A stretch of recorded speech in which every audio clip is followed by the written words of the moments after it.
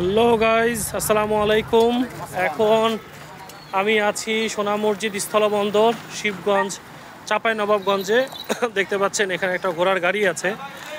আচ্ছা, তো আমরা আসছিলাম এই স্থলবন্দরটা দেখতে, এবং এখানে দেখতে পেলাম যে হিউজ, মানে একের পর এক সিরিয়ালে ইন্ডিয়ান মালবাহী ট্রাক এখানে আছে, এবং একদম সিরিয়াল ধরে আছে, এবং একদম ওই ডান দিক থেকে পেছন দিকে কিন্তু লম্বা সারি ধরে ইন্ডিয়ান ট্রাকগুলো অপেক্ষা করছে।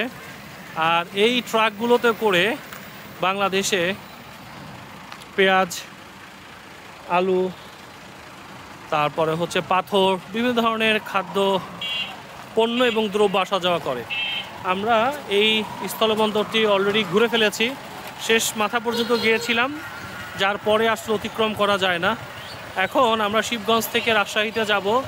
এই যে আমাদের সাদিদকে দেখা যাচ্ছে গাড়িতে। সাদিদ, হ্যালো।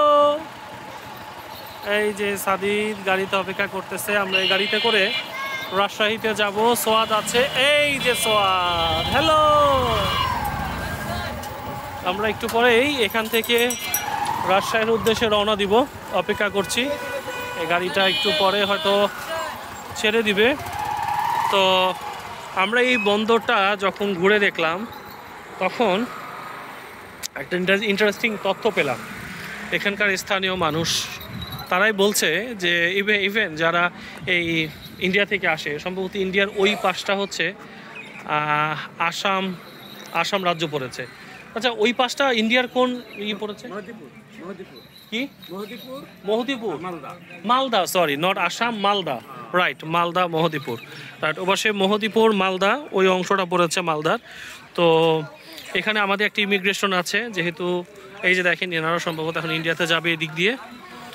একটা বিষয় জানলাম, সেটা হচ্ছে বাংলাদেশে আমাদের যারা ইমিগ্রেশনে আছে তাদের ব্যবহার নাকি অত্যন্ত ভালো। ইভেন যারা ইন্ডিয়া থেকে আসে তারাও বলেছে, আমি এখানে স্থানীয় কয়েকজনের মুখে শুনেছি বিষয়টি, হ্যাঁ, যে তারা বাংলাদেশে যারা আছে তারা অনেক আন্তরিক, কিন্তু অপর প্রান্তে যারা ইন্ডিয়া বা কলকাতার ওই প্রান্ত থেকে আছে তাদের আচরণ তুলনামূলক একটু ভিন্ন, যেটা হয়তো বা মানে মানুষ আরেকটু ভালো আচরণ প্রত্যাশা করে। এটা আমি 2-3 জনের মুখ দিয়ে শুনলাম। তো যাই হোক, ভালো লাগলো যে আমরা বাংলাদেশিরা ভালো আচরণ করছি। ভালো আচরণ করে বাংলাদেশি এবং কলকাতা বা ইন্ডিয়া থেকে আগত তাদের সাথেও ভালো আচরণ করে আমরা তাদেরকে এপার থেকে ওপার এবং ওপার থেকে এপারে আসতে এবং যেতে সহযোগিতা করছি। এই যে দেখছেন ট্রাকগুলো কিন্তু আবারও যাওয়া শুরু করেছে, একদম সিরিয়াল ধরে যাচ্ছে। এই হচ্ছে সোনাহাট স্থলবন্দর, বাংলাদেশ স্থল বন্দর কর্তৃপক্ষ। এই হচ্ছে অফিসের সামনে এই যে ট্রাকগুলো যাচ্ছে। তো এটা আমার একটা ভালো লাগার জায়গা, যে মানুষজন বলছে ইভেন নাকি যারা কলকাতা থেকে আসে, ইন্ডিয়া থেকে আসে, তারাও নাকি বলেছে যে বাংলাদেশে যে বিএসএফ এখানে যারা আছে, ইমিগ্রেশনে যারা আছে, বাংলাদেশ পুলিশ বা যারা আছে, তারা নাকি অনেক বেশি কোঅপারেটিভ। তো আমার কাছে যে এটা শুনে ভালো লেগেছে। ঠিক আছে, তো যাই হোক, আমরা এখন চলে যাব রাজশাহীতে। দেন আমার প্রাণের রাজশাহী বিশ্ববিদ্যালয়ে ঘুরবো পরিবারকে নিয়ে। তারপর আমরা চলে যাব হচ্ছে ঢাকা সাভারে। তো শেষ করছি, এখানে আসলে তেমন কিছু দেখানোর নাই। কি বাবা, আজকে তুমি গাড়ি ড্রাইভ করবা? না, আচ্ছা, ও তুমিও আছো, বলো বাবা। গাড়ি স্টার্ট দিবে কখন? এই তো একটু পর, আর একটু পর স্টার্ট দিবে। তো শেষ, আচ্ছা ঠিক আছে, আসবো, এখনই আসবো। তো ভিডিওটি শেষ করছি। আশা করি আপনারা যদি চাঁপাইনবাবগঞ্জে আসেন তাহলে অবশ্যই 3টা প্লেস একসাথে দেখার সুযোগটা মিস করবেন না। অ্যাটলিস্ট 3টা প্লেস।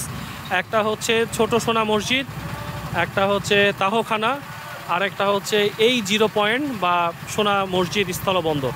এই 3টা অবশ্যই দেখবেন। যদি হাতে সময় থাকে তাহলে চেষ্টা করবেন। এখানে আরও 2টা